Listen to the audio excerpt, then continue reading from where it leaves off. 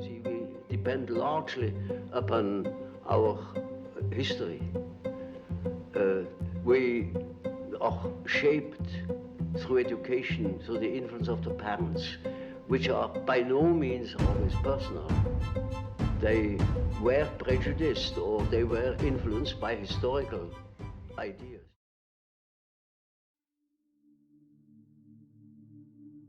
Psicología analítica. Carl Gustav Jung.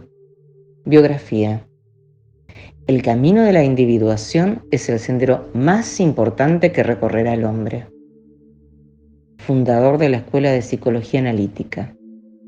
En lugar de estudiar la psique humana como un fenómeno aislado, la vincula con el fenómeno religioso y espiritual, acompañando al hombre desde la noche de los tiempos.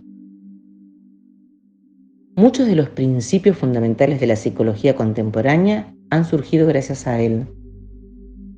También conocida como psicología de los complejos, el término aparece oficialmente en 1913 para designar una ampliación del psicoanálisis, razón por la cual se la tiene tanto por una escuela de psicoanálisis como por una tendencia de la psicología profunda, según la expresión de Bleuler, para caracterizar a toda psicología que parta de la hipótesis de la existencia de una psique inconsciente. Biografía. Carl Gustav Jung, 1875-1961.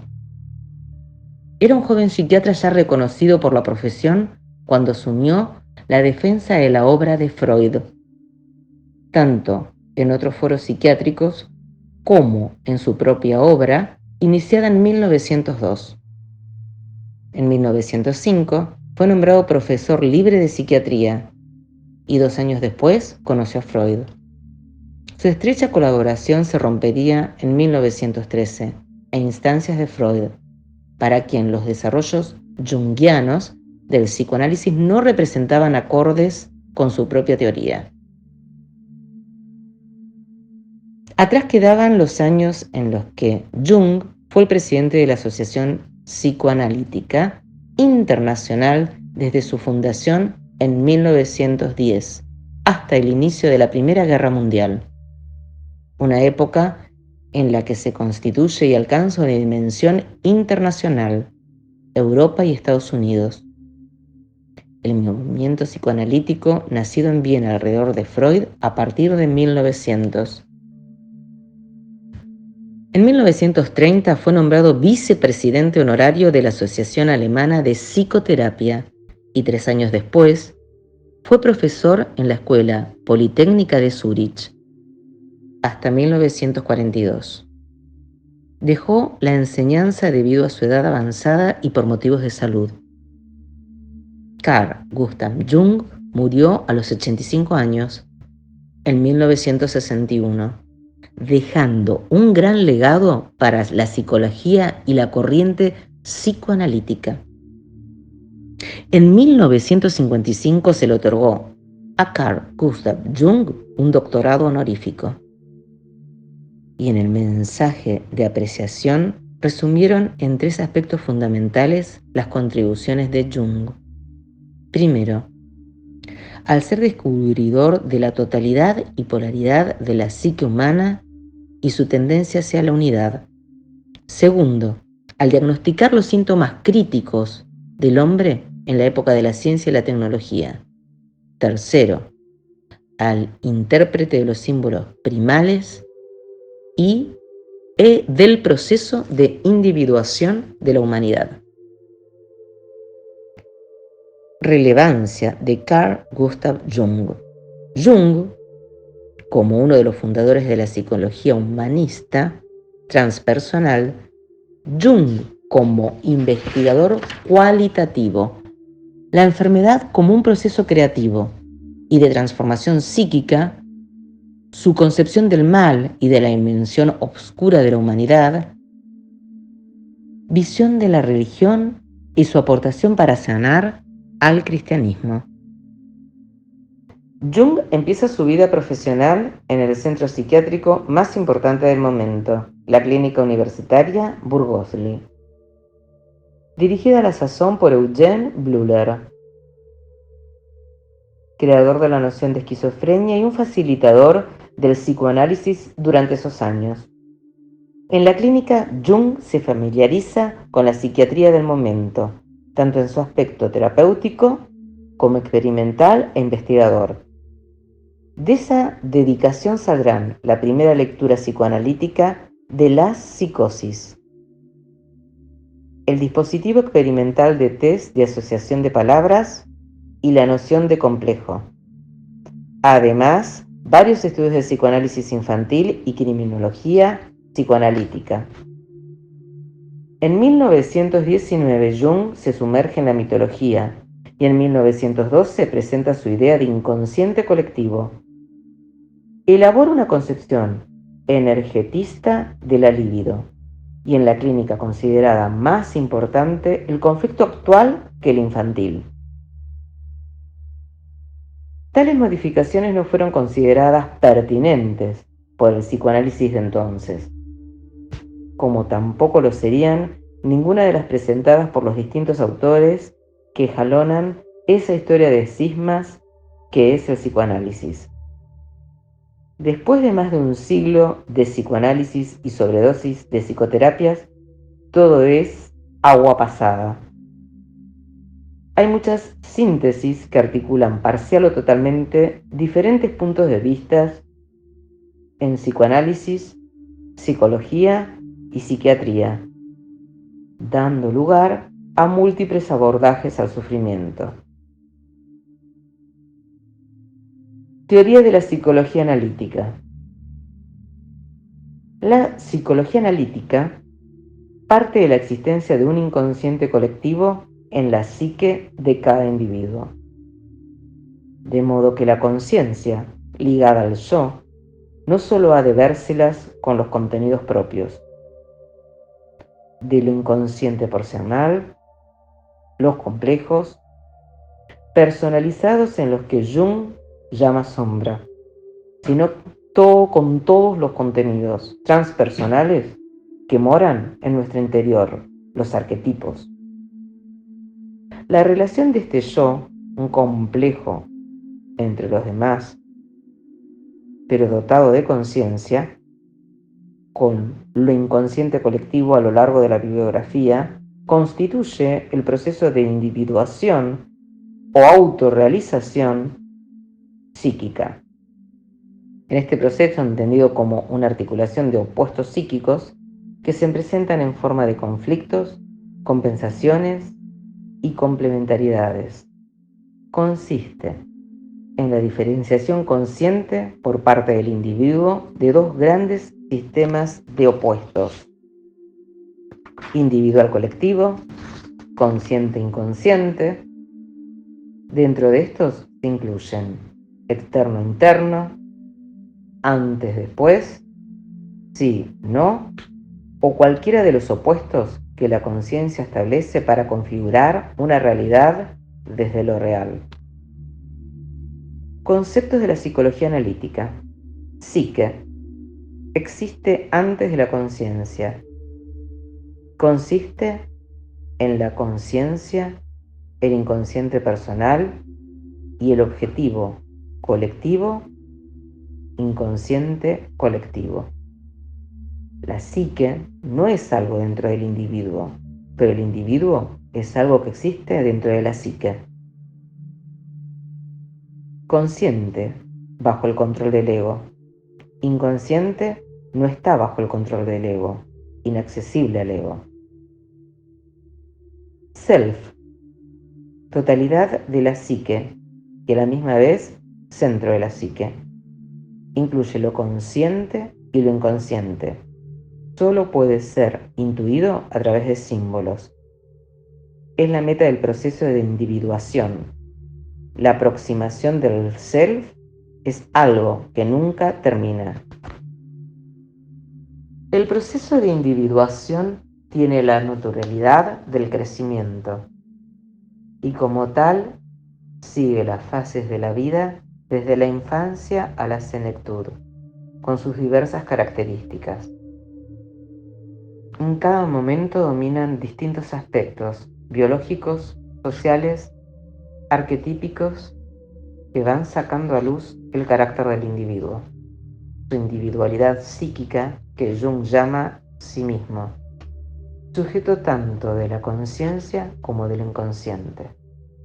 El despliegue del sí mismo como articulación de arquetipos en el proceso de individuación es el objeto específico de la psicología analítica. La psicología analítica define una estructura de la psique y una energía que explica su dinámica. Esta energía es la libido expresada en el interés que muestra el sujeto hacia sus diversos objetos.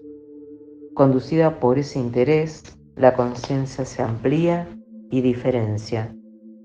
La libido sigue las leyes de la energía en cuanto se produce gracias a un gradiente de potencial, el conflicto psíquico. Se conserva en los procesos de comprensión y se degrada en sistemas cerrados. Presenta una dirección en el tiempo, progresión, regresión, y el espacio, extraversión, introversión.